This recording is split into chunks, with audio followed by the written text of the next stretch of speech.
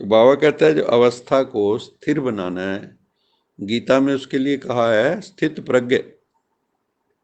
आपकी बुद्धि, मन ठहर जाए, स्थित हो जाए, स्थिर हो जाए, टिक जाए, भागे मत, मांगे मत, ये चाहिए वो चाहिए, फलाना चाहिए, डिंगड़ा चाहिए, कुछ नहीं चाहिए।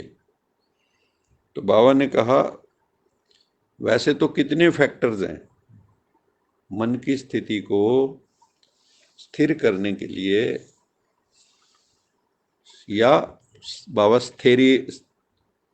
स्थेरियम भी शब्द यूज करता है, स्थेरियम बनाने के लिए क्या करना पड़ेगा। बाबा ने इस मुरली में जो कहा, जो हमने कल परसों भी डिस्कस किया, बाबा ने कहा अन्न का ध्यान बहुत रखना है, भोजन का। और भोजन खुद बनाना है अपने हाथ से, खुद खाना है भोग लगा के। और बनाते समय मन की जो स्थिति है ये होनी चाहिए, मैं भगवान के लिए भोग तैयार कर रहा हूँ, कर रही हूँ। वो अगर खाओगे भोजन तो आपको बहुत बल मिलेगा और मन की अवस्था ठहर जाएगी। और अगर इधर उधर कुछ भी खा लोगे, जो बनाने वाला है उसकी वाइब्रेशंस, उसके हाथों में से कैसी तरंगें निकली, उसके बनाते समय उसके मन में क्या क्या विचार चल रहे थे, वो सारे अन्न में आते हैं। अब तो विज्ञान ने भी सिद्ध कर दिया है कि आपकी वाइब्रेशन का असर जड़ पदार्थ पे भी पड़ता है, पानी पे भी पड़ता है। इसलिए पहले मंदिरों में चरणामृत कहते थे, अमृत कहते थे, देते थे। तो वो जल, जैसे गुरुद्वारे में भी कई एक बोतल जल रख जाते थे, फिर पाठ हो गया वो ले जाते थे, कई घर में छिड़क भी लेते थे, पी भी लेते थे। तो क्यों, मान्यता यही थी ना कि यहाँ पे जो भी चीज है, तीर्थ स्थान कह लो उसको, यहाँ जो भी चीज है वो शुद्ध शुभ है। तो इसलिए 5 तत्वों पे भी बाबा कहते हैं ना असर होता है। तो भोजन पे भी असर होगा आपका। जो भी चीज आप बना रहे हो, कई बार लोग पूछते हैं ना, भी यहाँ खाने में बड़ा स्वाद आता है। कई लोग कहते थे लंगर बड़ा स्वाद होता है। क्यों होता है? क्योंकि सबकी भावना वहां जो है देने की है ना। और जो बना रहे हैं, एक ओंकार सतनाम करता पुरख निर्भव निर्वैर अकाल मूर्त, वही चल रहा है ना, मंत्र चल रहे हैं, अभिमंत्रित भोजन है। यहाँ भी बाबा की याद में भोजन बनाओ, शुभ संकल्प, शुद्ध संकल्प रख के बनाओ।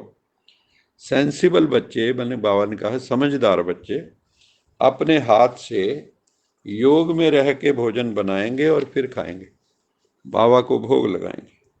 अगर कोई बाबा को याद कर प्रेम से बैठ के भोजन बनाए और खाए तो अवस्था बहुत अच्छी हो सकती है। मन जो है स्थिर होने लगता है, क्योंकि हमारा ब्राह्मणों का ये डिसिप्लिन है। हमारा ये क्या है? परहेज कह लो, डिसिप्लिन कह लो, है ना। जैसे मान लो विद्यार्थी पढ़ता है स्कूल कॉलेज में, तो वहाँ का एक डिसिप्लिन है। ये नहीं है कि बच्चा जो है कभी आ जाए घर में बीच में और फिर चला जाए, ऐसे अलाउड नहीं है। उसको वहाँ का अनुशासन फॉलो करना पड़ेगा। ये भी यूनिवर्सिटी है, भगवान ने खोली है, गॉडली यूनिवर्सिटी, ईश्वरीय विश्वविद्यालय। तो यहाँ के नियम कायदे कानून नहीं होंगे?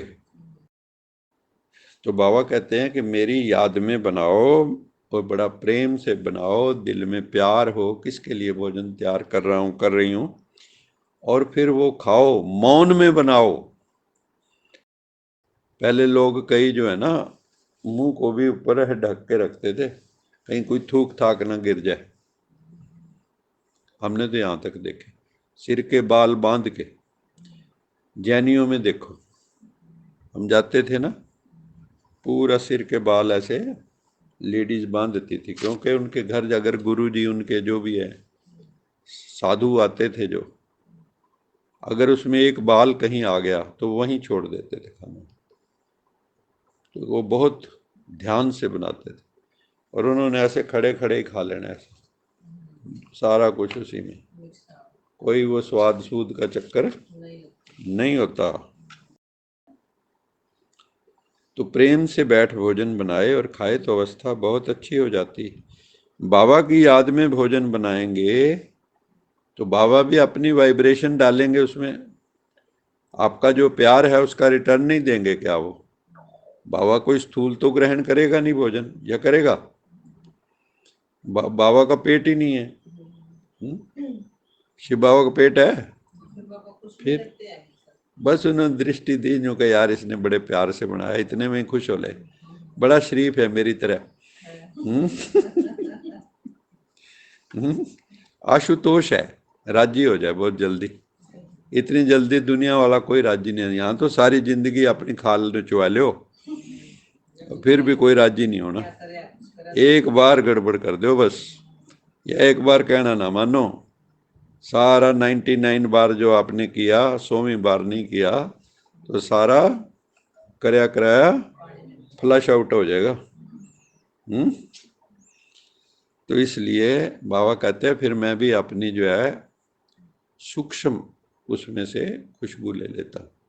हालांकि बाबा खुशबू भी नहीं लेते, क्योंकि खुशबू लेंगे तो फंस जाएंगे, लेकिन बाबा अपनी दृष्टि डाल देते हैं उसमें।